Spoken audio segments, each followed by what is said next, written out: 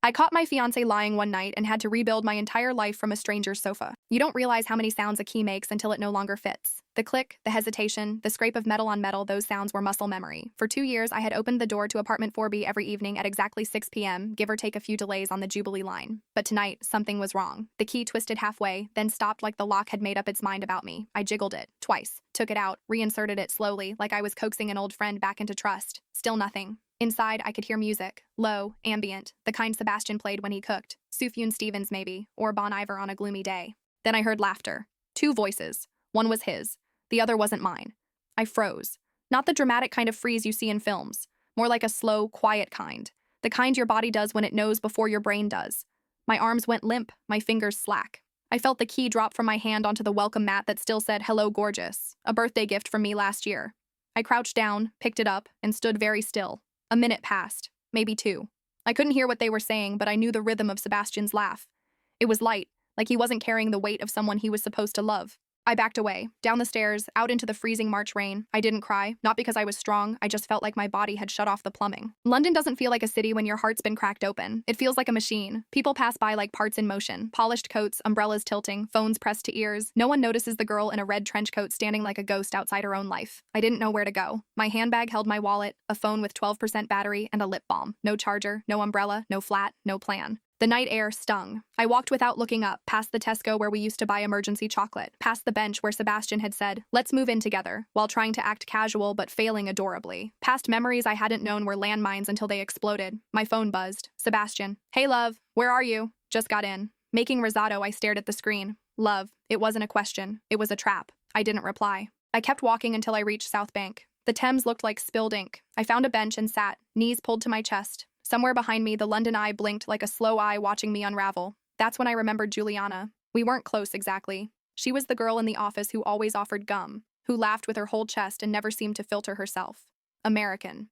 From Boston, I think. She'd once said, "If you're ever in a bind, girl, call me." Seriously, life's too short to suffer alone. At the time, I'd smiled politely. Now it felt like that offhand gesture might be the only rope I had left. I called her. "Yo, Anna?" Her voice was husky with sleep. "Everything okay?" It wasn't, but I didn't know how to say that. I think my boyfriend's cheating on me, or he's already cheated. I couldn't get into the flat." "Oh, hell no." She didn't hesitate. "Where are you?" "South Bank, near the bridge." "Stay put, I'll Uber to you. Don't you move, okay? And Anna?" "Yeah?" "We're gonna light that man on metaphorical fire." I smiled, actually smiled. Juliana's flat smelled like sandalwood and popcorn. She handed me a pair of her sweatpants. "Put these on, they're magic." And a mug of something hot that tasted like cinnamon and vodka. "Tell me everything," she said. So I did. The key, the music, the laughter. "Wow," she said, eyes wide. "Men have the range of a teaspoon." We laughed, and it hurt. In the middle of that laugh, I started crying. Ugly, shaking sobs that soaked her hoodie. She didn't say a word, just rubbed circles into my back like it was a code she knew instinctively. When I finally stopped, she said, "You're not going back there." "I have nothing," I whispered. That flat was half mine.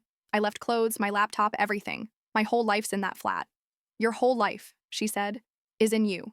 Not in a postcode or a man who doesn't know what to do with something rare."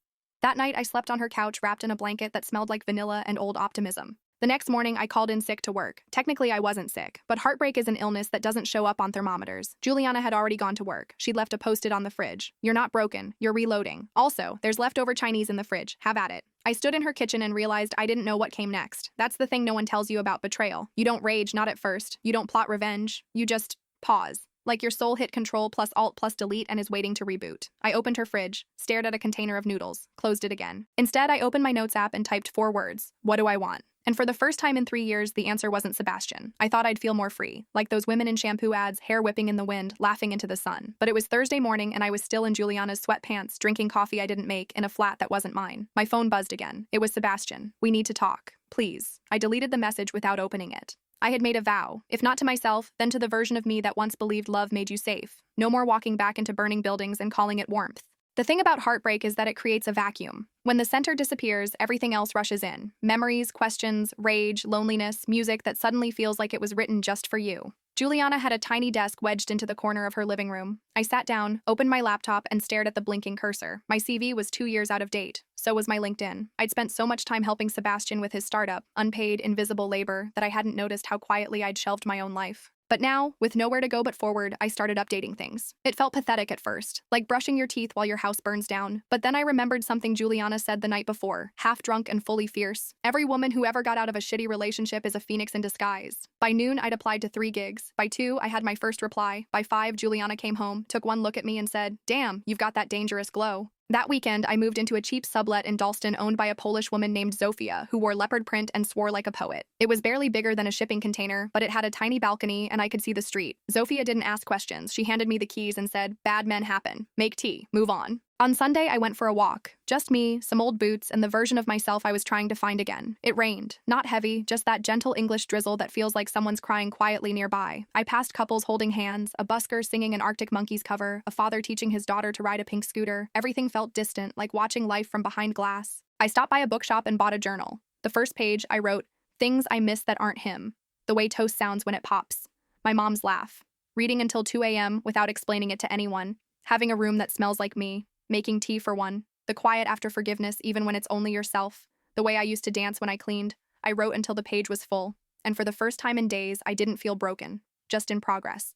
3 weeks passed. I went to job interviews, sometimes shaky, sometimes sharp. I bought cheap groceries and tried to cook again. I got a haircut. Nothing drastic, just enough to look in the mirror and see someone new. Sebastian messaged again. "I'm sorry, I was stupid. Come back, we can fix it." I didn't reply. Instead, I forwarded his message to myself, labeled it proof. Proof that I was right to leave. Proof that apologies don't undo impact. One evening, Juliana and I went to a jazz bar in Camden. There was a band playing, real brass, smoky vocals, the kind of music that wraps around your ribs and squeezes gently. Across the room, I caught a man watching me, not in that sleazy, you're an object way.